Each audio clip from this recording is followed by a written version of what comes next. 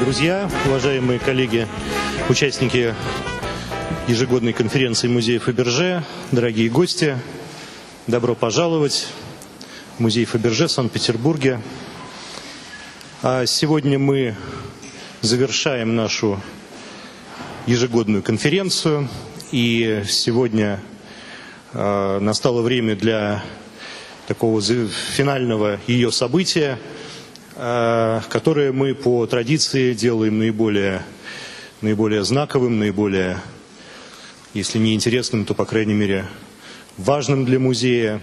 И я с огромной радостью представляю вам спикера, который будет сегодня с вами. Это господин Кристофер Форбс. Попрошу его поприветствовать.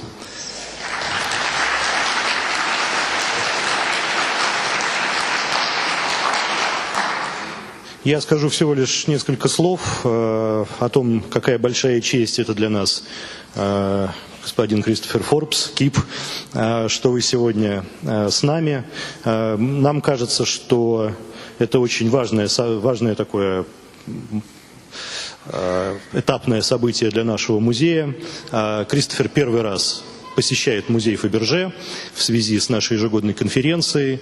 И можно сказать, что для нас это такая, наверное, самая важная инспекция и проверка на то, насколько хорошо мы делаем свою работу, потому что Кристофер получил возможность посмотреть, насколько хорошо мы обращаемся с той коллекцией, с той уникальной и бесценной коллекцией, которая была собрана его семьей, и которая принадлежала его семье, и которая семья Форбс вложила не только огромные средства, но и огромные силы и время в эту замечательную, лучшую в мире коллекцию Фаберже, потому что помимо того, что она была собрана, многие предметы были тщательно отреставрированы, изучены.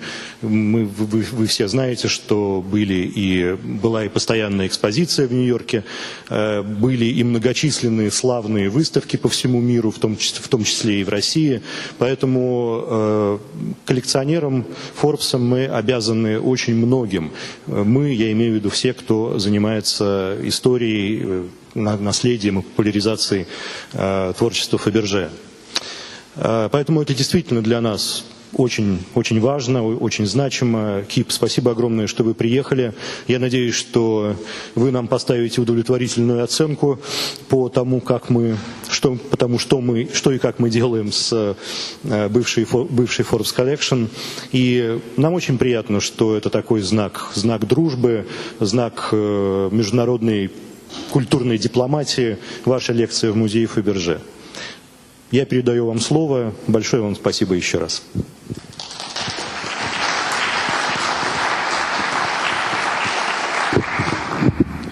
Mikhail, thank you very much, and thank your team, especially Sophia, without whom you wouldn't have any pictures to look at this evening, and Katya, who got me here from the airport in one piece, and also Rinat Umarov from the Links of Time Cultural and Historical Foundation for feeding us and giving me enough wine yesterday that I had the courage to go ahead and do this. So, think back to 1917. World War I had been raging for over 3 years. There were two major events that fall. There we go. Forbes magazine was launched in September of 1917, and a little over a month later, the Soviet government under Lenin came to power here in Russia. And with that event, this beautiful family was doomed, and on the 17th of July, 1918, was brutally murdered. Just over a year later, my father, Malcolm Forbes, was born, the third son of B.C. Forbes, and he was always fascinated with the events that had happened to Russia just prior to his birth, and was a history major. And he used to tell us as kids, when every book he read about the Romanovs, there would usually be an illustration of a Fabergé egg to show how decadent they'd become. Look at these gewgaws. But he had a different perspective. Finally, in 1960, he bought this very simple gold cigarette case for my mother, and a year later, one of these little Fabergé Red Cross egg charms. He also bought a copy of Kenneth Snowman's pioneering book on the art of Carl Fabergé. Kenneth's father was one of the first persons to begin buying things from the Soviet government after they began selling things. And unlike Mr. Bainbridge, he never had any direct links to Russia, except as with his father being one of the greatest vendors and scholars on the subject of Fabergé. I also, a year after getting that book, for my eighth grade crafts class, wrote a paper on Fabergé, which I carefully traced a lot of the illustrations out of Mr. Snowman's book. And this was in 1963, and I didn't dream then that a few years later, not only would I have an autographed copy of Mr. Snowman's book, but many of the items in it would be gracing the entrance hall of our building in New York, and including this box, which is now in one of the vitrines in the room with the eggs. In 1964, my father's older brother tragically died of cancer, and his second oldest brother had previously been killed in a car accident. And his two younger brothers had no interest in the business, so he took control of the business and decided that to commemorate the magazine's 50th anniversary, which would be coming up in 1967, what better way for a magazine that called itself the Capitalist Tool than to put together a collection of Russian objects that had belonged to the regime that had been replaced by the communists. So in May 1965, he went off to Sotheby Park Burnett, as it was then called, and bought this pink clock egg that was being sold by the estate of a woman called Ganavalska, one of whose husbands was Harvey Firestone, the tire magnate. It's dated 1902, and Sotheby speculated it might have something to do with the coronation of Edward VII. And at the time, believe it or not, $57,000 was a world record auction price for a Fabergé egg. So my father was a bit surprised, having just set a record, when a gentleman, the underbidder, introduced himself and said, "Mr. Forbes, if you'd really like to see some important pieces of Fabergé, perhaps you'd like to come to my office." Pop was a little surprised, but when he realized it was Alexander Schaefer of Olivier-Roussy, he smiled and happily said yes, because before that he'd never made it past the first counter in Olivier-Roussy. So to go upstairs to Mr. Schaefer's office was considered a great privilege, and I must admit it's been fun dealing with three generations of Schaefers: Mr. Schaefer's wife Ray, and then his sons Paul and Peter, and his grandson Mark, who I'm sorry isn't here today. 2 months after this visit, my father bought his first imperial egg, the orange tree or bay tree egg, and again, paid 3 times what he just paid for the Marlborough egg. The following January, because he couldn't buy them all at once, he then purchased the Renaissance egg for considerably less than the orange tree egg, and considerably less than its surprise would eventually cost us. Because of these purchases, he was given first crack at a collection put together by Liberian mining magnate Lansdale Christie. The collection was on quote-unquote permanent view in the lobby of the Metropolitan Museum in New York. When Mr. Christie unexpectedly died in 1965, his heirs decided they'd rather have cash than cachet, so they put the collection up for sale. So from this collection, in addition to the coronation box, which you saw in Mr. Snowman's book, we acquired the spring flowers egg, and then the Chanticleer egg. And at the time, both of those, the research of the time considered them both imperial eggs. So rounding out this banner year of 1966, my father also then bought, along with as part of the Christie collection, this Kelch egg, which when it was originally retailed by Arm & Hammer, it was retailed as the imperial egg of 1898 until somebody politely pointed out the Tsarevich wasn't even born in 1898, so obviously the miniature had been changed. But then the next egg he got was this one, which was always his favorite, the 15th anniversary egg, with these wonderful miniatures of the imperial family and all the major events of the reign. So again, for the magazine's 50th anniversary, he ran this advertising campaign, which I'm not sure if you can read it, so I've blown up this bit. Basically, he's implying that the journalists of Forbes had crafted their articles and were as gifted as the jewelers and goldsmiths and as Fabergé were at their art. There was a certain irony, as I say, in using these Romanov treasures to promote the capitalist tool, and the irony wasn't lost on many of our readers. prior to our first exhibition outside of the Forbes headquarters, my first contribution, if you will, to Fabergé scholarship was to finally decipher the monogram on this egg. First, I realized that looking at Debrett's, that the coronet, oops, I'm pushing the wrong button. Okay. This is an English non-royal ducal coronet, and finally realized that in fact it's a C and an M reversed on itself. There were only two candidates, the Duchess of Manchester or the Duchess of Marlborough, and indeed the egg was made for Consuelo, Duchess of Marlborough, who was born Vanderbilt. It was her money, not her husband's, that bought herself the egg. And she ultimately sold it in 1935 at a charity auction.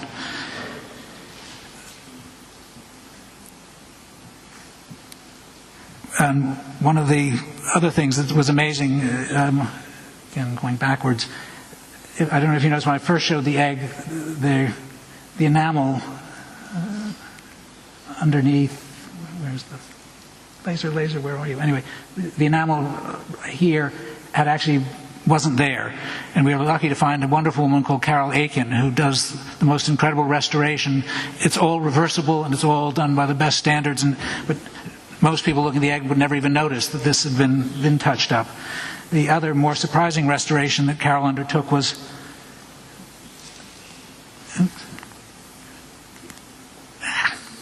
I'll get it right eventually. Technology and I have been slow converging. There we go.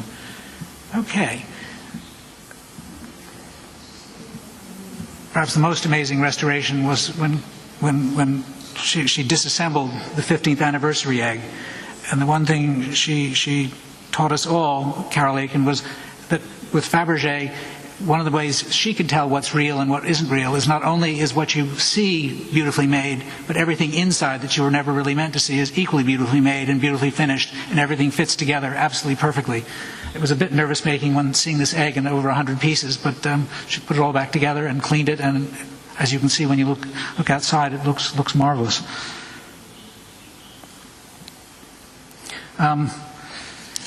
In Easter 1976, my parents celebrated their 40th wedding anniversary and commissioned an artist called Julian Barrow to paint a portrait of us all at Easter lunch. And this was in a tradition. This picture had been painted on my parents' 10th anniversary. This was on their 20th anniversary, and this is the 30th anniversary picture. And because it was Easter, my father decided at least a few of the eggs should be on the table. So it was fun having them, having intimate contact with them on a few occasions. And then in March of that year, after a 10-year hiatus, my father acquired his sixth imperial egg, the Cross of St. George egg. And at this juncture, we pulled ahead of the Virginia Museum, which has 5 fabulous imperial eggs, and we thought we now had 6. And so we published a book on the occasion. But the Virginia eggs were fun. They belonged to a woman called Lillian Thomas Pratt, whose husband was a great collector of American furniture, and he didn't understand his wife's love for these Russian enamels and things. And finally, he had to call the Hammer Gallery and ask them to stop extending her credit, because she would go to New York and go into Mr. Hammer's and leave with, as I say, over several years, 5 eggs. And he said, cut her off, I'm not paying the bills anymore. And when she died before he did, the eggs were delivered to the Virginia Museum in the back of a station wagon. But anyway, because we'd pulled ahead, my father decided it was time to publish another book. So we published this book, Fabergé, Imperial Eggs and Other Fantasies. And I'm happy to say it went into 3 printings. And 2 years later, 2 more eggs fell into the basket. The first egg that was made for Alexander III to present to his wife, and then what was called the resurrection egg. These had been bought in 1927 in a sale organized by the Russian government and bought by a man called Sir Arthur Winston Taylor, who eventually became Lord Grantchester. All the years that my father had been collecting, he had, in addition to going to Olivier-Roussy, had been going to Wartski's and was obsessed with the coronation egg and the lilies of the valley egg. And he would ask Mr. Snowman the price, and usually it was roughly what he'd just paid Mr. Schaefer for another egg. So he'd say, no, that's outrageous, blah, blah, blah. Finally, 2 years later, maybe we'd had a good year, he'd call and say, Kenneth, I'm ready to buy the eggs. And Kenneth would call, well, you realize, of course, the price has gone up. this went on for almost 2 decades, or a decade and a half. But then in 1979, not only did Forbes magazine have a banner year, but Mr. Snowman wanted to buy out the partners in his business. So we were able to finally secure the Coronation egg and the Lilies of the Valley egg. And there was one possible problem. Back in 1979, importing into the U.S. anything made in Russia not exported before 1917 could be subject to a very large import duty. This was not, we didn't certainly want to pay import duty. Happily, these weren't, if one of them had been a clock, it would have been more problematic, but happily neither was a clock. They're both visibly useless, and both are signed by their respective workmasters, and even the miniatures are signed. So they were declared works of art, which were the one exception. But just to make sure, Mr. Snowman assured us that customs in Boston was better than customs in New York. So with that in mind, we contacted the Museum of Fine Arts in Boston and arranged for a special welcoming exhibition for the 2 eggs at the Museum of Fine Arts in Boston. So anyway, we didn't end up paying duty. So my father was pleased. We now technically, at least at the time, thought we had as many eggs as the Kremlin. And in 1983, the same year that the Queen of Thailand visited Mrs. Post's collection at Hillwood, and Marie Bentley's father met them and eventually was invited to inventory the Thai royal family's collection, Queen Sirikit came to Forbes to see our latest acquisitions. And I hadn't acquired quite so much silver hair. Then in 1985, the cuckoo or cockerel egg came up at Sotheby's, and my father had turned this egg down twice because he didn't think it was as pretty as some of the other ones. But now that he thought, well, I can have one more than the Soviets, he couldn't resist. And $1,760,000 later, the New York Times headline read, Forbes 11, Kremlin 10. The reporter quoted my father as he was leaving Sotheby's. Mr. Forbes said as he was leaving that eggs usually come by the dozen. And later that year, we were able to acquire the rosebud egg. This was the first egg that Nicholas gave to Alexandra. In Mr. Snowman's book, it was reported that the egg was whereabouts unknown, and he had told my father that rumor had it that a man called Henry Talbot de Vere Clifton had thrown it at his wife, and it was irrevocably damaged. When I first saw it, one of the things that assured me that it was the real deal is that, which you can't really see in this photograph, but the table diamond on the top, behind which there's a small miniature of Nicholas II, is slightly canted, and when we bought it, the enamel around the top was quite badly damaged. So that was reassuring. I mean, some people are horrified when they see damaged goods, but in this case, it assured one that it was real, and the story probably had some truth to it. If that's what he threw at her, God only knows what she threw at him. But so now we had our dozen.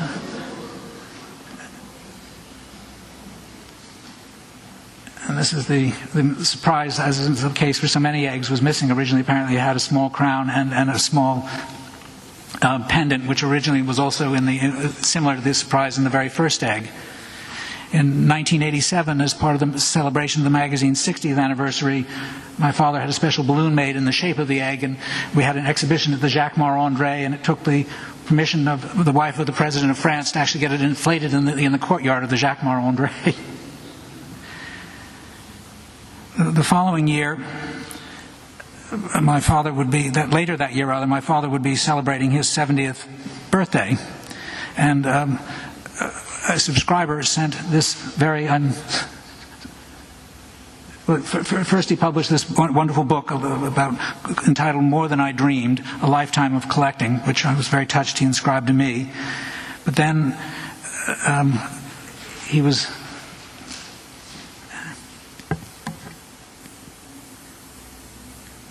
forward, Kip. Here we go. Given this rather bizarre painting by a subscriber with him and Elizabeth Taylor and the Rubens he eventually gave to Princeton. And the McFarlanes will notice that Miss Taylor's wearing a very familiar tiara. We had purchased this from Olivier-Roussy as being by Fabergé until Diana Scarisbrooke finally found the original drawings by Chaumet, proving that it was made by Chaumet for the Duchess of Westminster. So we returned it to Olivier-Roussy and exchanged it for another piece, and I'm glad it's ended up in a very good home. So in 1990, I was approached, or actually 1989, I was approached by the Director of Development of the City of San Diego. He called me on the phone. They were good advertisers, so of course I took his call, saying that the mayor has just met the director of the Armory Museum, and she says that if you'll lend eggs, the Armory will lend eggs to San Diego. And I thought, fat chance. Sure, Dan, we'd be happy to lend the eggs. Little did I realize 3 months later I'd be sitting in the drawing room of my father's house in New York, sort of with sign language, notificating, if you send 10, we'll send 11. Anyway, we ended up sending nine eggs for this exhibition in Moscow, and it was, I think, the largest gathering of Fabergé eggs probably ever, because I'm not sure that they were in various palaces. So it was amazing to see so many of these incredible creations together. This was my first visit to Moscow. And also, the opening of the Fabergé exhibition coincided with the opening of the first McDonald's, a very happy pairing of, double eagles and double arches. And as given my father's other passion was ballooning, we were very touched to find on the mural inside of this first McDonald's, on the mural they'd put a hot air balloon. Less amusingly, a month after this trip, my father passed away. But until he died, he thought he had assembled more eggs than the Kremlin. I'll just back up a little bit. Just one. Yep. What am I doing again? Just wanted to show you the picture of him with all the eggs again. So I would say that was his proud achievement, and he went to his grave convinced that Forbes had won the imperial egg race.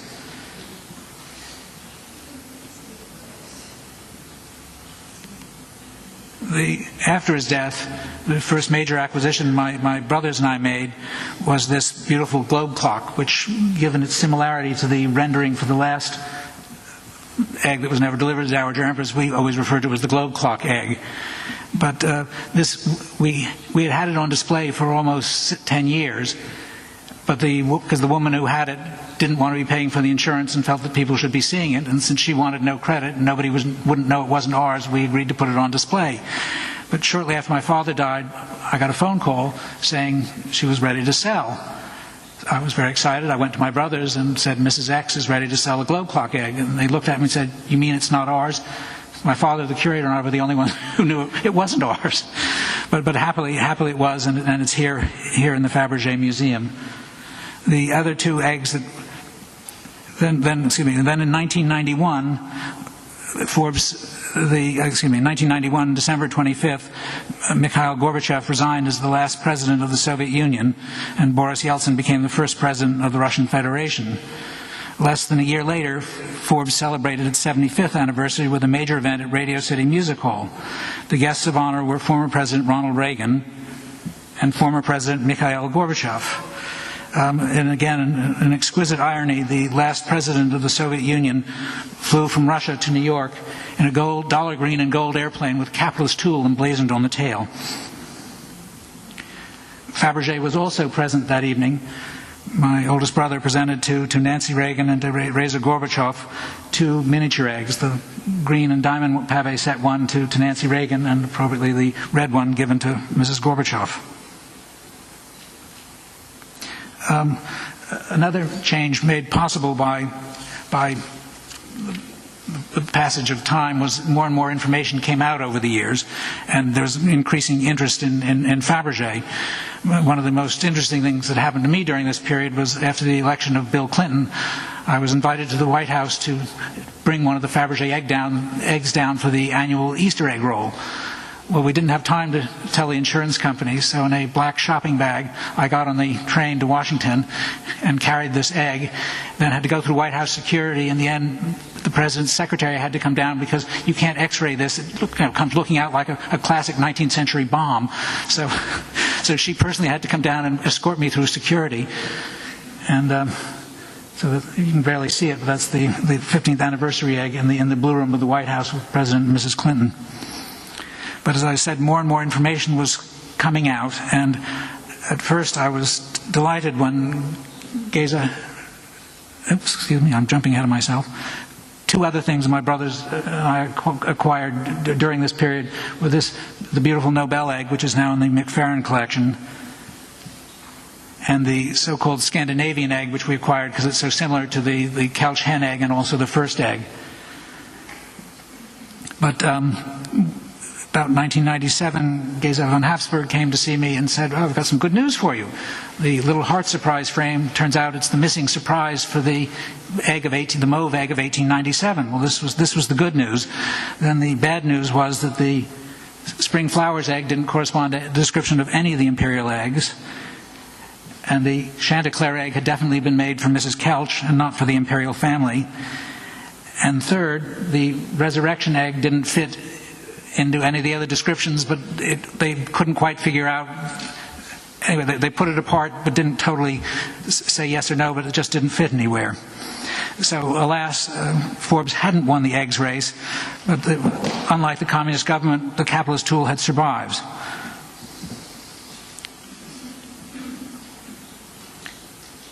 So after 2001,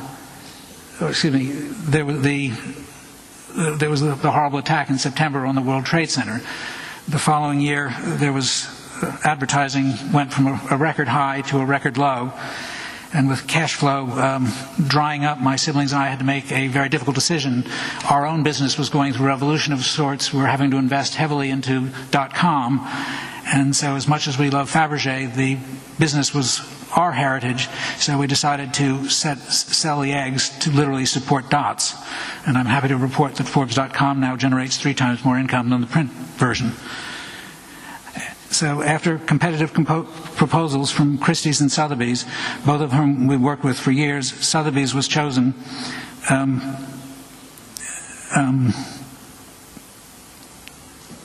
But awkwardly, several pieces, including the Renaissance egg, had been lent to this exhibition called the Fabergé Menagerie, which was due to open in Portland, Oregon, on February 8th of that year.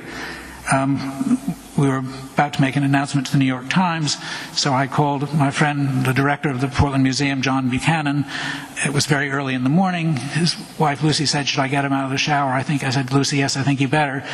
So I had to explain to him while he was dripping, "John, I'm afraid the egg isn't coming to you, it's going to Sotheby's."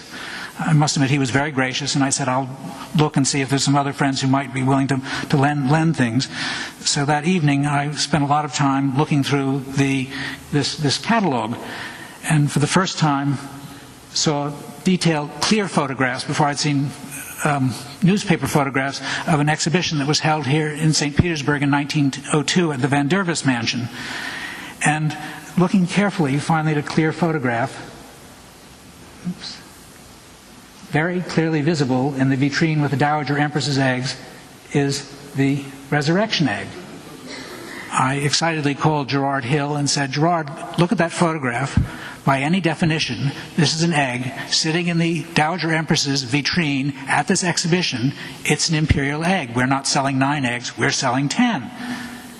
So he agreed to look into it, and you'll notice in the case you can barely see, but recognizable is the egg for which this turns out to be the surprise. Because reading the descriptions finally more carefully, the description of the Renaissance egg is totally accurate, except it talks about the last thing it describes, and pearls. Well, there are no pearls on the shell of the Renaissance egg, and the most prominent feature of the resurrection egg are the pearls. So, and this is, I'm going to sidetrack for a second. This afternoon, Mikhail and I were walking through the Hermitage, and as we walked out of the gallery showing the Greek vases, I was very surprised to see very familiar cases. four of the cases in which the reviews of Honduras Mansion were on loan from the Hermitage. So for Fabergé junkies, go look. It's fun to see them. But anyway, the answer had been staring us in the face for over 25 years. These two objects had been photographed next to each other. They'd been sitting in the same room together. But it never occurred to us that they truly belonged together. And picking up the resurrection egg and laying it inside this cradle was an incredible moment. And you realize just how beautiful it is. It doesn't rattle, it doesn't shake, it fits exquisitely, and even the banding on the side of the egg disguises the base. It's just, as they said in the O.J. Simpson trial, if the glove don't fit, you have to acquit. Well, in this case, the glove does fit.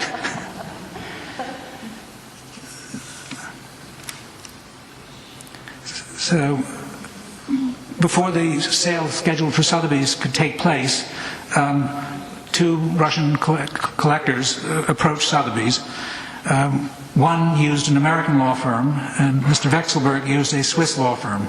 I can only commend Swiss law firms to you. The American firm seemed to only intent on accumulating more billing hours, whereas the Swiss lawyer seemed intent on getting his client's wishes carried out, and in less than 10 days the deal was concluded.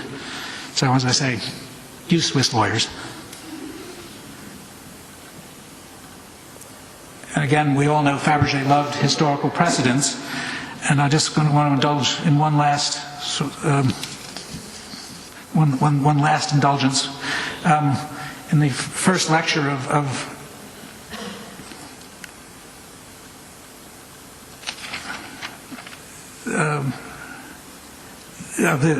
this conference, Alexander Kretschmer suggested that what is described in the cabinet invoice as a bay tree or laurel tree is in fact an orange tree, and I very much concur. Things like the Mentmore musical egg was an orange tree. I'm not a botanist, but then again, I don't think the man who wrote up, or the person who wrote up the invoice, was a botanist either. This is the blossom of a bay tree. You'll notice the petals are round. These are the fruit of a bay tree. They're small berries, and they're usually dark red or dark purple. This is the blossom of an orange tree, and this is the blossom on the Fabergé egg. And why would you make all these large fancy diamonds or colored stones if they weren't intended to be oranges? And great castles and chateaus have orangeries. They have bay trees in their kitchen garden. They have tubs with orange trees to bring out to show off their wealth in the summer. So, for me, I'm afraid the orange tree egg will always be the orange tree egg. So, I think my father would be very happy, they say there he is holding his favorite egg, to see these eggs back here in a palace in St. Petersburg, not because of the government, because a successful Soviet entrepreneur businessman, the kind of person we've been writing about in Forbes magazine for over almost 100 years now, bought them for his country and brought them back here. So I think my father is smiling for that reason, but then also, being a good Scotsman, he would love confounding everybody. You can indeed put all your eggs in one basket and do incredibly well. Thank you very much.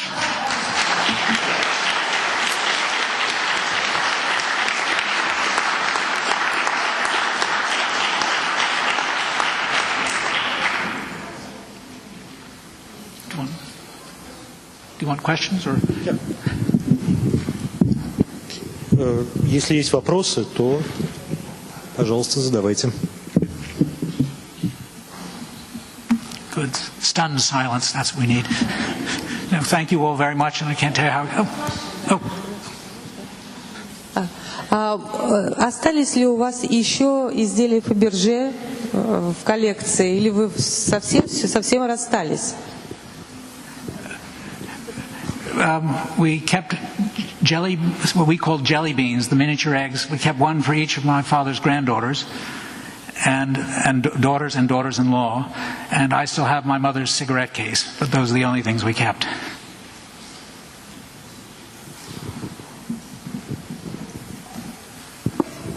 Здравствуйте.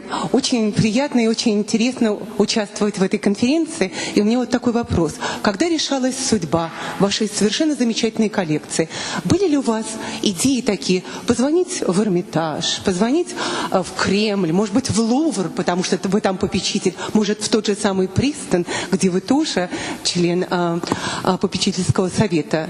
Были ли у вас какие-то идеи вот устроить вашу коллекцию в каком-нибудь выдающемся музее до аукциона? No, actually, in that book, More Than I Dream, my father very sort of specifically said that should, for any reason, we decide to sell the things that he'd collected, he hoped we would give other collectors the same opportunity of pursuing them that he'd enjoyed. And in fact, it was fun the evening that I met Mr. Vexelberg at Sotheby's. He was showing his son and wife the collection he just acquired, and Sotheby's was allowing us to have a viewing for Forbes employees to see the eggs for the last time before they were leaving. And I was on time for once, and everybody else was waiting downstairs. They said, but you can go upstairs. So I went up and was introduced to Mr. Vexelberg, and he couldn't have been more gracious and talked about, was it, bittersweet? And I assured him there was enough sweet, so there was no bitter. And I did opine that we'd have the absolute privilege of being the custodian of these incredible objects of Russian art far longer. We'd have to enjoy them far longer than the original owners, and our circumstances of parting with them was far more agreeable. Thank you.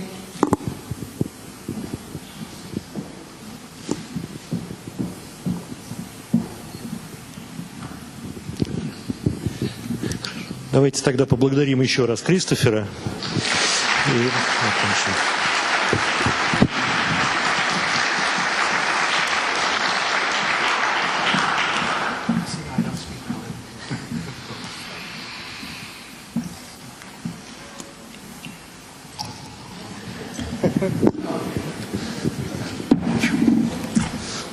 Ну что ж, мы можем объявить о том, что наша конференция подошла к концу.